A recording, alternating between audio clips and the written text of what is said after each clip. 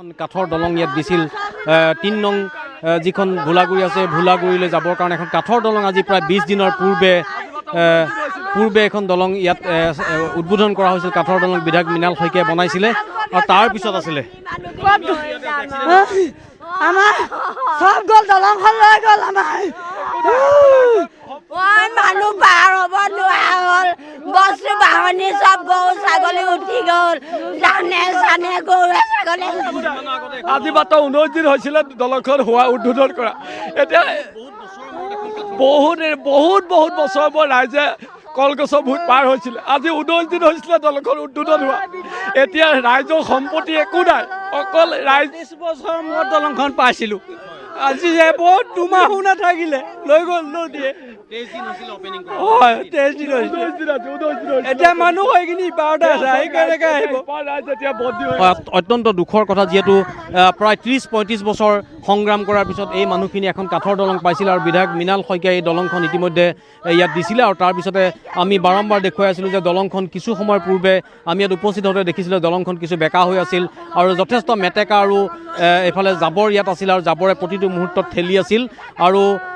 এখন বিল এই বিলখনৰ ওপৰতে দলংখন আছিল আৰু বিলখনৰ ইপাৰে ৩ নং ভোলাগুৰি গাঁও য'ত 200 পৰা 300 পৰিয়াল ইয়াত আছে আৰু সেই পৰিয়ালসমূহৰ একমাত্ৰ যাতায়াতৰ ব্যৱস্থা প্ৰায় 35 বছৰৰ পিছত বিধায়কগৰাকীয়ে কাঠৰ দলংখন ইয়াত নিৰ্মাণ কৰি দিছিল আৰু তাৰপিছত আজি চকুৰ প্ৰচাৰতে ইতিমধ্যে দলংখন ইয়াৰ পৰা উটাই লৈ গুচি গ'ল খুব দুখজনক ঘটনা সকলো মানুহ মৰ্মাহত হৈ পৰিছে কাৰণ এই গাঁওখনৰ ৰাইজৰ একমাত্ৰ যোগাযোগৰ স্থল আছিল আৰু এই সম্পূৰ্ণৰূপে নিচিন্ন হৈ গ'ল ধনচিৰিৰ যি গৰাখহ ধনচিৰিৰ যি বান এই বানে লৈ গুচি গ'ল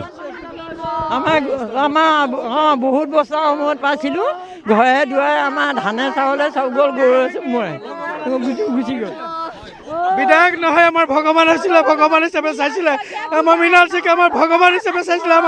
আমাক এই দলংখন দিলে আমাৰ সকলো ৰাইজ আমাৰ প্ৰাণ বচালে যদি দলংখন নহ'লে আমাৰ প্ৰাণ নাবাচিলেহেঁতেন আমাৰ ৰাইজ নাবাচিলেহেঁতেন পশু নাবাচিলে বাকীটো গছ গছনি খেতি পথাৰ সকলোটো ধ্বংস হৈ গ'ল এই দলংখন মৃণাল শইকীয়া যেনে তেনে আমাৰ মানুহখিনি জীৱন বচোৱা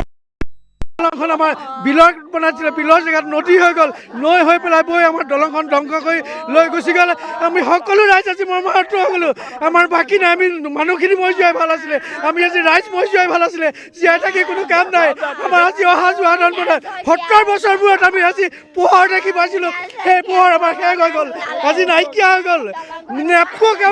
নেপকো মানুহক মানে শাস্তি দিব লাগে এনেকুৱা কাম কিয় কৰিব একোবে তেখেতলোকে ইমান পানী কিয় খুলিব তেওঁলোকে কমকৈ কিয় নুখুলে ইমান অধিক কিয় পানী খুলিব লাগে তেওঁলোকে ইমান পানী আবদ্ধ কৰি ৰাখি আমাৰ ৰাইজৰ অসমৰ ৰাইজৰ কিয় তেজ খায় তেখেতলোকে কমকৈ কিয় পানী নুখুলে ইমান অহংকাৰী তেওঁলোকৰ পৰ্বত পাহাৰ আছে বুলি আমাৰ ভৈয়া মানুহক ইমান দুখ দিব লাগে ইমান কষ্ট দিব লাগে তেখেতলোকে ইতিমধ্যে আৱেগ মানুহৰ হ'বই কাৰণ 35 বছৰ যুঁজ দিছিল আৰু জীৱনত প্ৰথমবাৰৰ কাৰণে এখন কাঠৰ দলং পাইছিলে এই গাঁওখনৰ 3 নং ভোলাগুৰি খুমটাই বিধানসভা সমষ্টিৰ অন্তৰ্গত 39 নং ৰাষ্ট্ৰীয় ঘাইপথৰ পৰা পোনপটীয়াকৈ সংযোগ আছিল গাঁওখনলৈ আৰু একমাত্ৰ যোগাযোগৰ ব্যৱস্থা কৰি দিছিলে এই কাঠৰ দলংখনে বিধায়ক মৃণাল শইকীয়াই 19 দিনৰ পূৰ্বে